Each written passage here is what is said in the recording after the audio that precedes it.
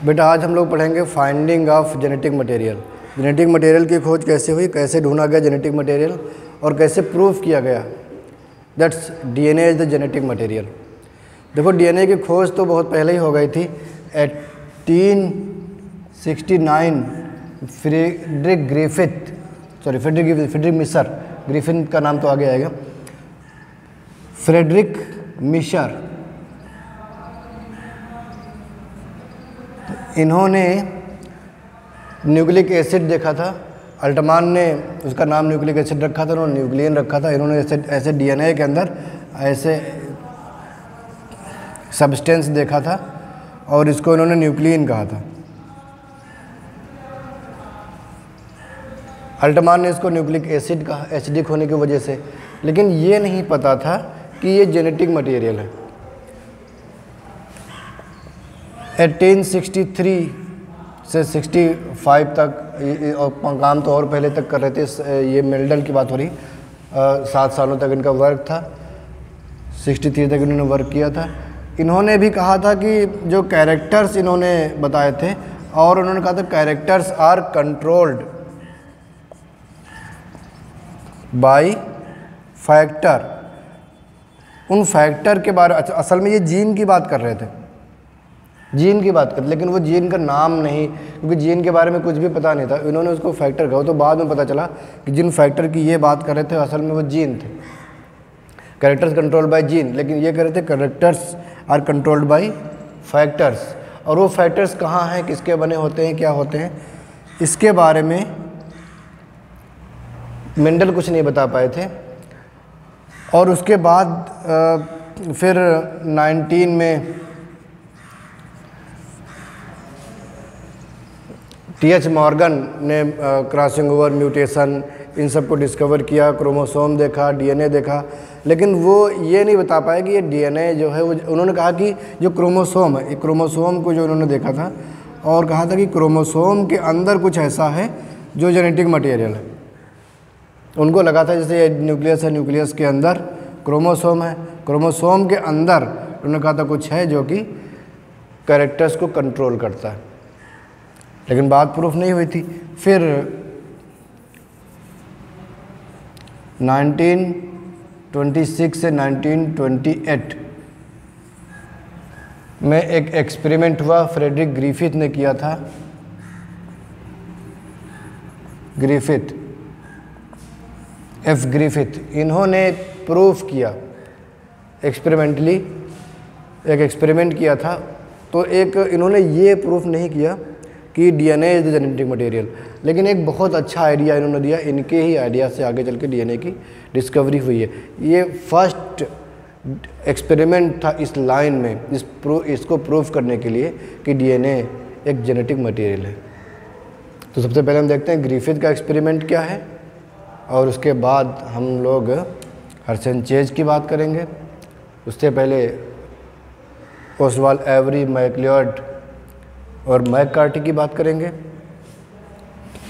सबसे पहले हम ग्रिफिथ का एक्सपेरिमेंट देखें। ये इरेज करें।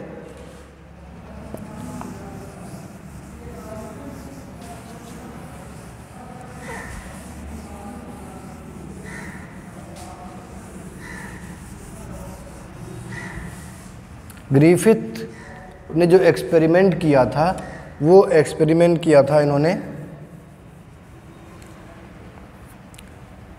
एक बैक्टीरिया होता है स्ट्रेप्टोकोकस न्यूमोनियाई, या उसको हम डिप्लोकोकस न्यूमोनियाई भी बोलते हैं। डिप्लोकोकस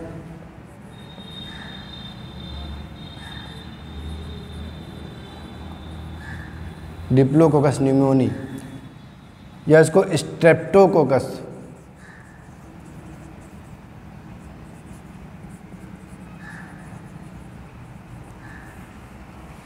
ऐसे इसको, या इसको और एक नाम है न्यूमोनोकोकस। दिस बैक्टीरिया काज निमोनिया, एक डिजीज होती है निमोनिया, उसके लिए ये बैक्टीरिया रिस्पॉन्सिबल होता है। बेटा इसके 2 स्ट्रेन होते हैं। एक स्ट्रेन होता है जिसको हम बोलते हैं एस स्ट्रेन या एस थर्ड ऐसे। एक होता है आर स्ट्रेन बैक्टीरिया, इसको हम बोलते हैं आर स्ट्रेन, ये आर, ये। तो अब ये बैक्टीरिया जो है इसमें बेटा क्या है कि इसके ऊपर एक कैप्सूल होता है, इसके ऊपर एक कैप्सूल होता है, स्मूथ कैप्सूल।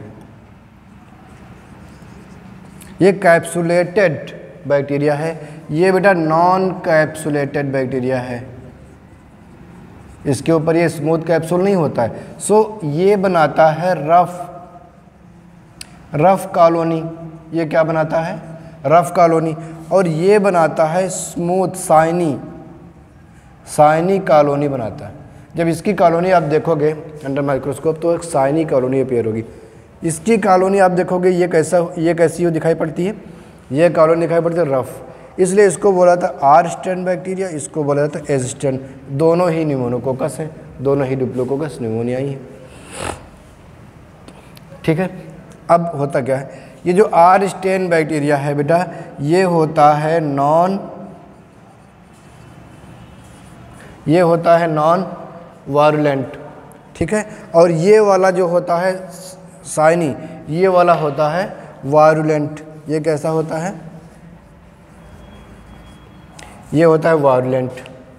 ठीक है, तो अब ये जो वायरुलेंट है मतलब ये डिजीज काज करेगा, ये निमोनिया, दूसरा मार्क कर ले, चल नहीं रहा, ये निमोनिया, ये वाला देखें, हाँ ये ठीक है। तो बेटा देखो ये जो एज स्ट्रेन बैक्टीरिया ये निमोनिया का वायरुलेंट है और इस वजह से ये क्या करता है, निमोनिया काज करता है।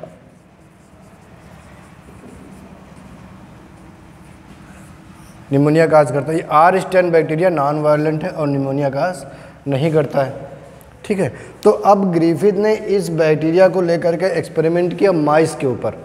माइस में इंजेक्ट किया दोनों को अलग अलग और फिर रिजल्ट। तो हम इनका एक्सपेरिमेंट देखते हैं इन्होंने कैसे क्या किया।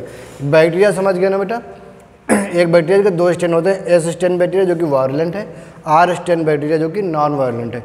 ये जो नॉन वायरुलेंट है ये नॉन कैप्सुलेटेड है, ये रफ कॉलोनी बनाता है। ये स्मूथ कैप्सूल है तो ये कैप्सुलेटेड है, ये इसके ऊपर कोट है स्मूथ, इस वजह से ये साइनी कॉलोनी बनाता है और ये वायरुलेंट है, निमोनिया काज करता है। अब हम देखेंगे क्या किया ग्रिफिथ ने पहले।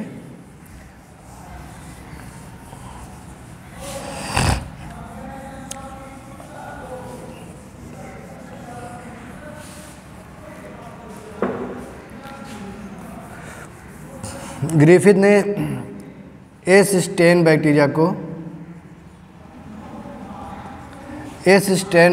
को क्या किया, इंजेक्ट किया माइस के अंदर। और जब माइस के अंदर इंजेक्ट किया तो देखा गया कि माइस डाइट, चूहा मर जाता है क्योंकि वो ये बैक्टीरिया निमोनिया काज करता है और वो निमोनिया सफ़र करता है और उसके बाद उसकी डेथ हो जाती है माइस की। तो एस स्ट्रेन बैक्टीरिया क्या किया इन्होंने, इंजेक्ट इन माइस, फिर क्या हुआ, माइस डाइट, पहला स्टेप इनका। फिर क्या किया इन्होंने, आर स्ट्रेन बैक्टीरिया को लिया और उसको इंजेक्ट किया, इंजेक्ट इन माइस, किसी दूसरे माइस में उन्होंने एक्सपेरिमेंट किया और क्या देखा, माइस लिव, वो ना तो निमोनिया से ग्रसित होता है और ना उसकी डेथ होती है। तो दोनों को इन्होंने अलग अलग एक्सपेरिमेंट किया। पहले आर स्ट्रेन बैक्टीरिया जो कि वायरुलेंट था उसको माइस के अंदर इंजेक्ट किया तो देखा कि माइस उसकी डेथ हो जाती है। उसको पहले तो निमोनिया हो जाता है और उसके बाद उसकी डेथ हो जाती है। और जब आर स्ट्रेन बैक्टीरिया को इंजेक्ट किया चूहे के अंदर तो देखा ना तो उसको निमोनिया होती है और ना उसकी डेथ होती है। यानी ये तो प्रूफ हो गया कि नॉन वायरुलेंट है और ये वायरुलेंट है। फिर इन्होंने क्या किया, इन्होंने इस एस स्ट्रेन बैक्टीरिया को हीट किल किया, गरम किया और गरम करके इसको मार दिया। जब ये मर गया तब इन्होंने इसको इंजेक्ट किया, तब इन्होंने क्या किया, इंजेक्ट किया, इंजेक्ट इन माइस। और क्या देखा, माइस, बोलो बेटा क्या होगा। अब ये है तो कैसा है, ये एसिस्टेंट बैक्टीरिया है जो कि वायरुलेंट है, लेकिन अभी हीट के लिए गर्म किया है और गर्म उबाल के इसको ख़त्म कर दिया है। जब बैक्टीरिया को हम गर्म करते हैं तो इससे डेथ हो जाती है। अब ये डेड बैक्टीरिया है, इसको इंजेक्ट किया माइस में, तो माइस क्या होगा बेटा, निमोनिया होगी कि नहीं होगी, इसको नहीं होगी। उन्होंने देखा कि ये भी सर्वाइव करता है, दिस माइस आल्सो सर्वाइव। अब ये क्या होता है, इसकी डेथ नहीं होती है, ठीक है। तो अब इन्होंने क्या किया, S stand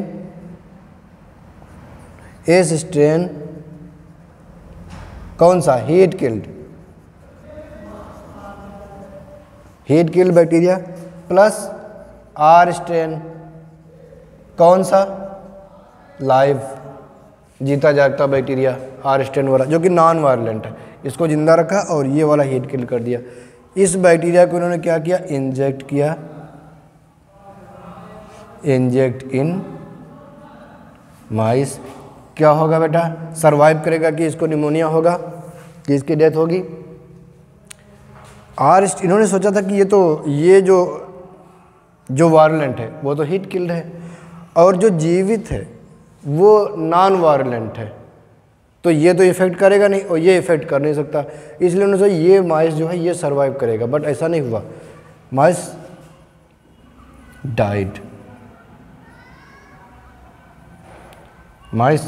died of pneumonia, इसको निमोनिया हुआ और इसकी डेथ हो गई। इससे पता चला कि कोई सब्सटेंस है जो कि एस स्टेन से आर स्टेन में ट्रांसफ़र हो रहा है।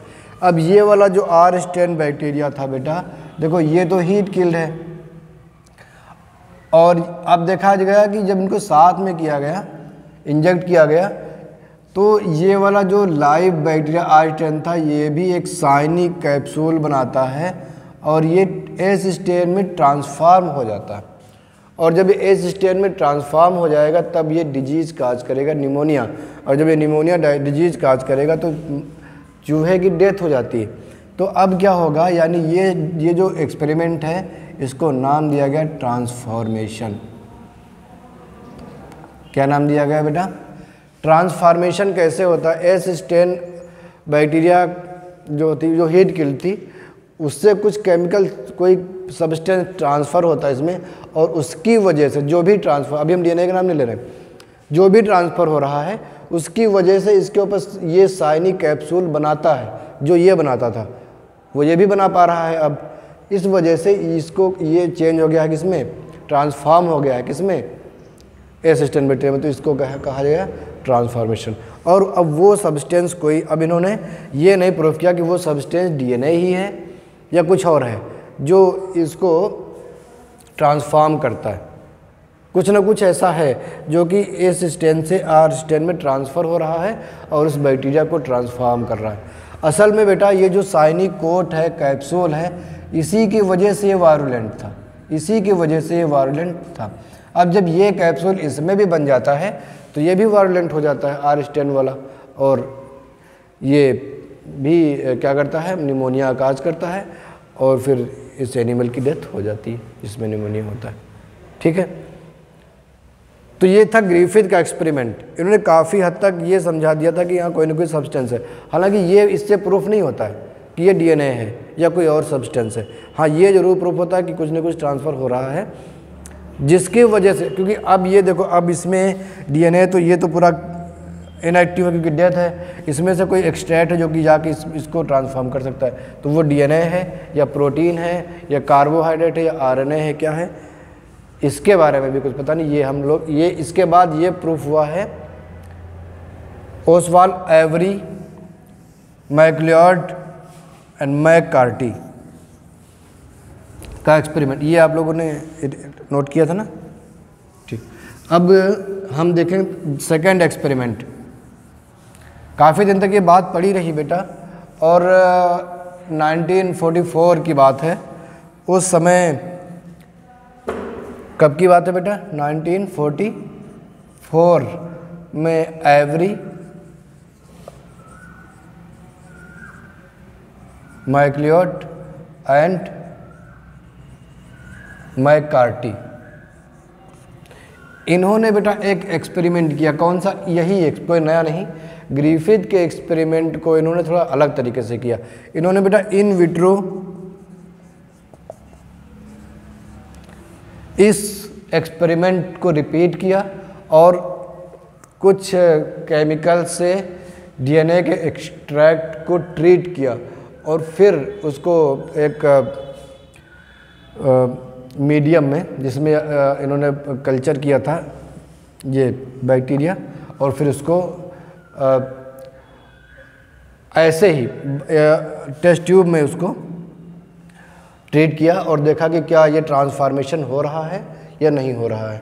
तो सबसे पहले क्या किया, इन्होंने उस डीएनए के एक्सट्रैक्ट को निकाला, किससे, एसिस्टेन, जो एसिस्टेन जो बैक्टीरिया था बेटा, उससे डीएनए के एक्सट्रैक्ट को निकाला और देखा कि उसको बेटा ट्रीट किया कुछ केमिकल से, उसको ट्रीट किया कुछ केमिकल से। तो 3 अलग अलग केमिकल से इन्होंने इसको ट्रीट किया है, तीनों हम एक साथ देख रहे हैं। इन्होंने क्या किया था, एक में डाला इन्होंने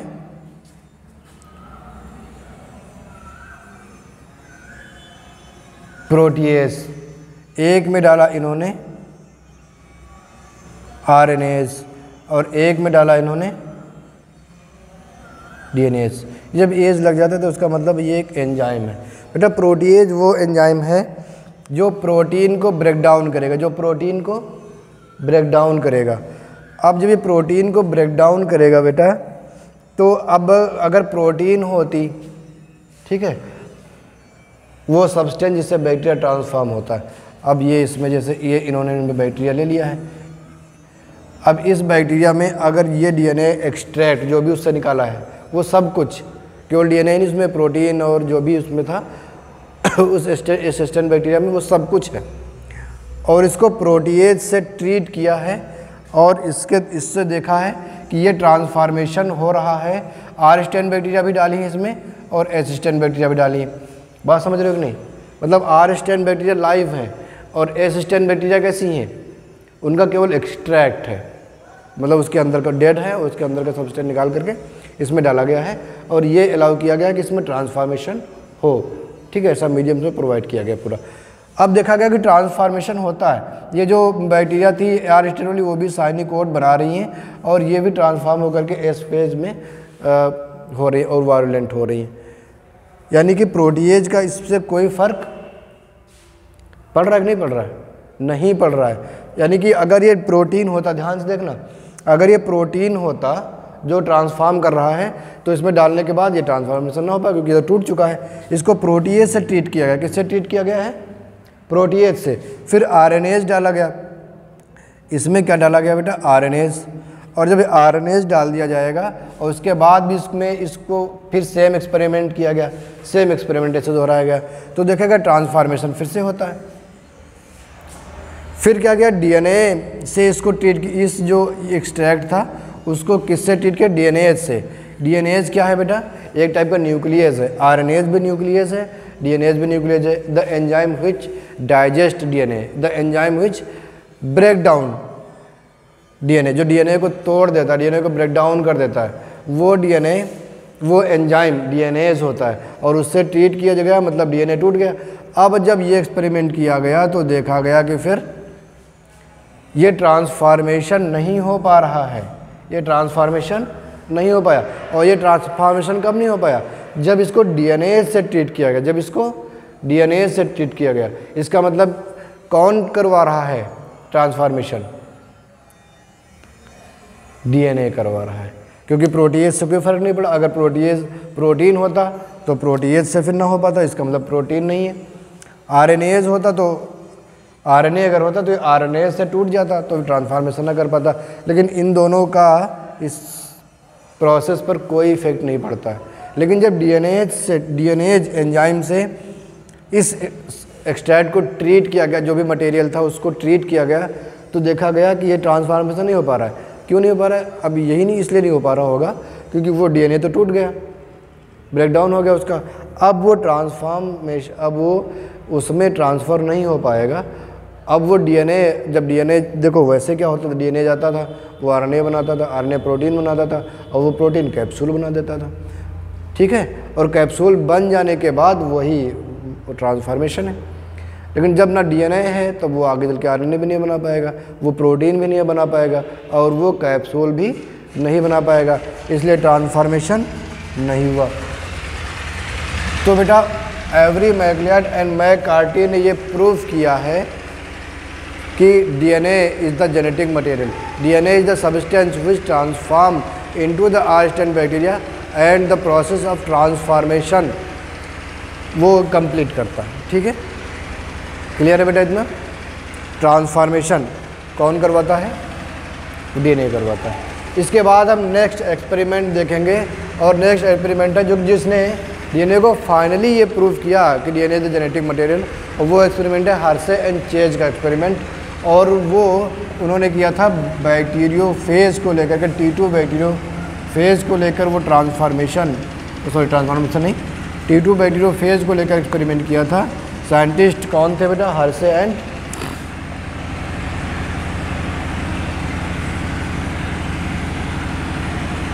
हर्शे एंड चेज। इन्होंने क्या किया बेटा? बैक्टीरियोफेज वायरस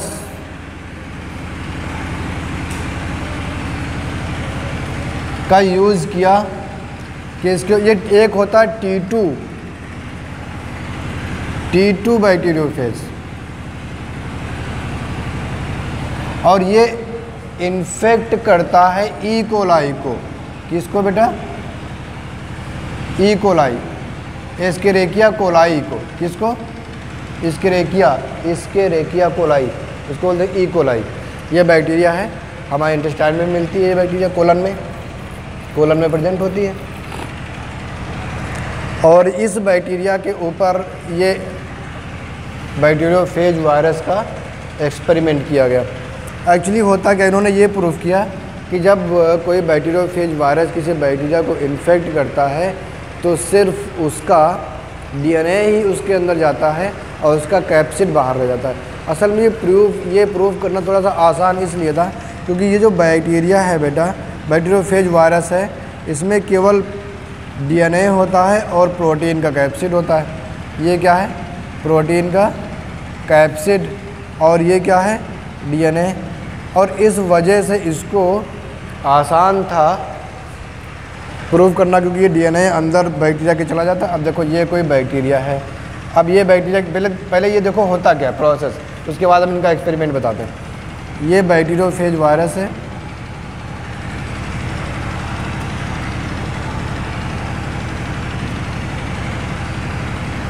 बेटा ऐसा होता है ना बैक्टीरियोफेज वायरस।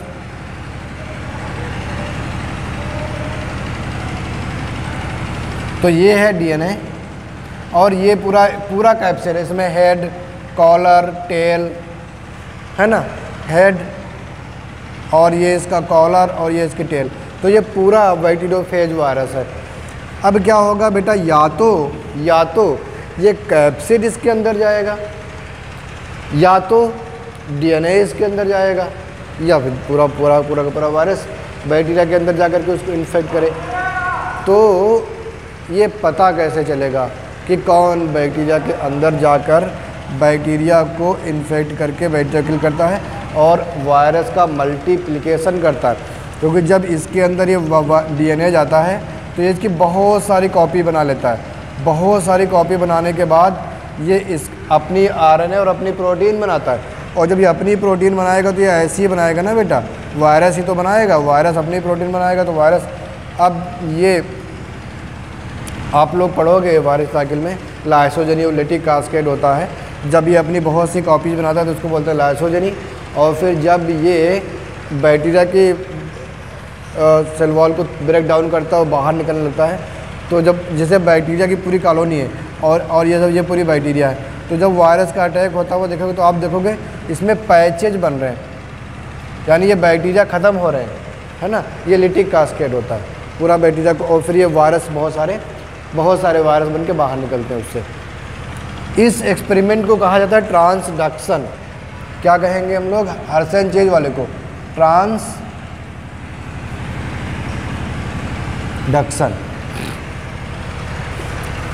ग्रिफिथ के एक्सपेरिमेंट को क्या कहा था? ट्रांसफॉर्मेशन। हर्शन चेज के एक्सपेरिमेंट को क्या कहेंगे? ट्रांसडक्शन। जो ट्रांसडक्शन है बेटा, वो बैक्टीरियोफेज वायरस के जब बैक्टीरिया पे अटैक करता है, अपनी बहुत सी कॉपी बना के मल्टीप्लिकेशन करता है, फिर उस बैक्टीरिया को डिस्ट्रॉय करता है और बहुत से बैक्टीरिया बनते हैं। अब यहाँ पे जेनेटिक एक्सचेंज भी होता है, डीएनए चेंज होगा, वो हम पढ़ेंगे आगे। तो अब इसी पूरी प्रोसेस को बोलते हैं ट्रांसडक्शन। ठीक है, क्लियर है बेटा? तो देखो इन्होंने किया क्या था। अब बेटा जब कोई बैक्टीरिया किसी वायरस को इन्फेक्ट करता है तो हमने बताया कि इसमें या तो डीएनए उसके अंदर जाता है या उसका कैप्सिड प्रोटीन का बना हुआ। लेकिन अब ये पता कैसे चले? तो इसने इसको इन्होंने रेडियो एक्टिव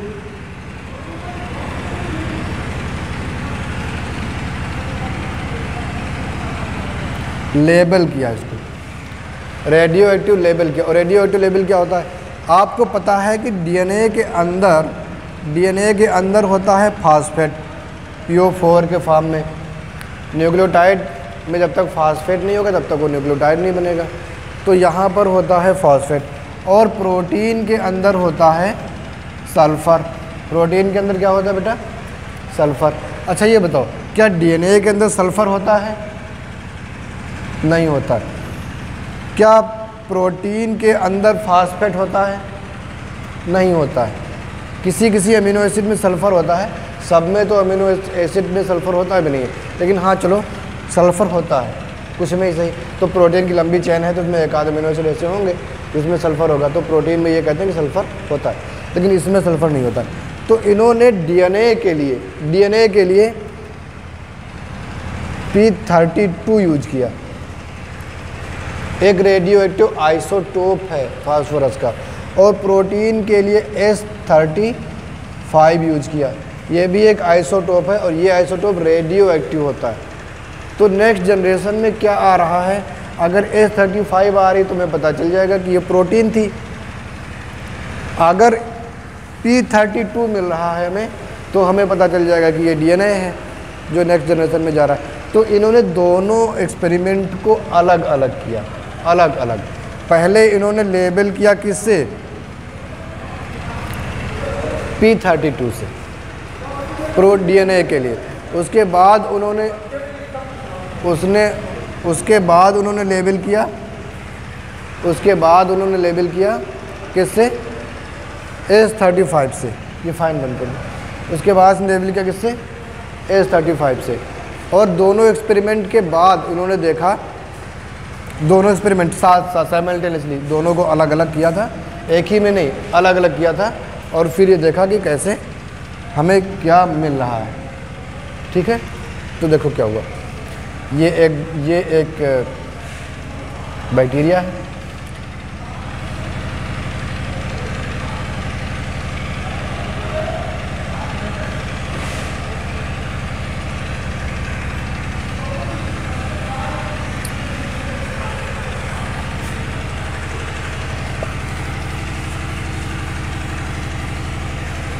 एक दूसरा बैक्टीरिया है,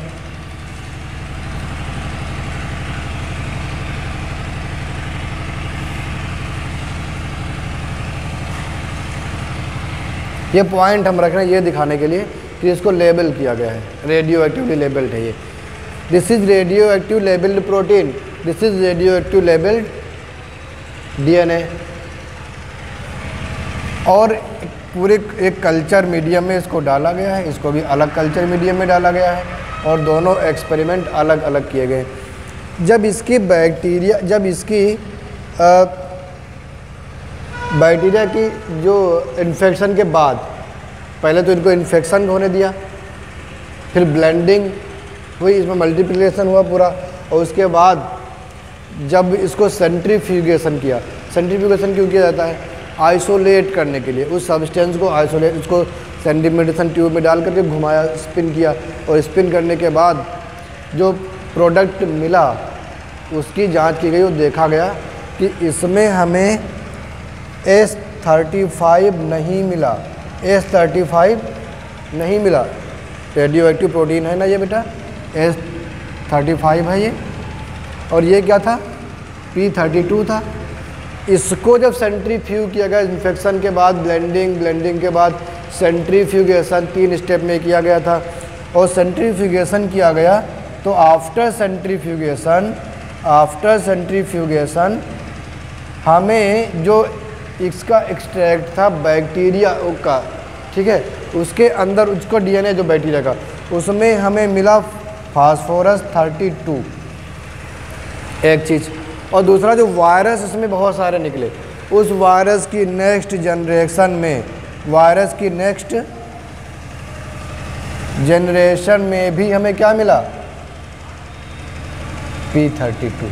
क्या मिला बेटा, इससे ये प्रूफ हो गया है कि DNA is the genetic material, क्योंकि यहाँ पर रेडियो एक्टिवली लेबल किया गया है, और लेबल करने के बाद नेक्स्ट जनरेशन को चेक किया गया है और देखा गया अच्छा अगर DNA जा रहा है तभी तो यहाँ पे P32 मिलेगा, अगर क्योंकि यहाँ पे P32 अगर ये ट्रांसफ़र नहीं होगा तो वो नहीं मिलेगा, फिर जो इसका DNA नॉर्मल DNA है वही मिल पाएगा, है ना।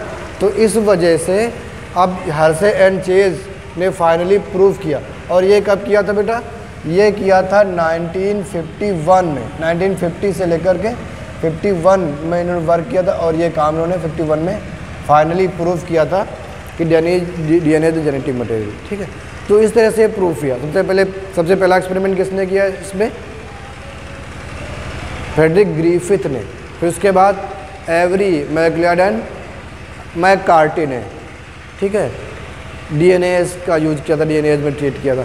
उसके बाद फिर थर्ड एक्सपेरिमेंट कौन किया था, हर्शे एंड चेज ने, ग्रिफिथ ने किया था 1928 में, मैकलियड एंड मैककार्टी ने किया था 1944 में, और हर्शे एंड चेज ने किया था 1951 में, और उन्होंने फाइनली प्रूव किया कि DNA एक जेनेटिक मटेरियल है, ठीक है। तो बेटा आज ये तो रखते हैं, फिर कल हम लोग RNA वर्ड और फिर उसके आगे की प्रोसेस बात करेंगे, रेप्लिकेशन पढ़ेंगे हम लोग, ठीक है बेटा।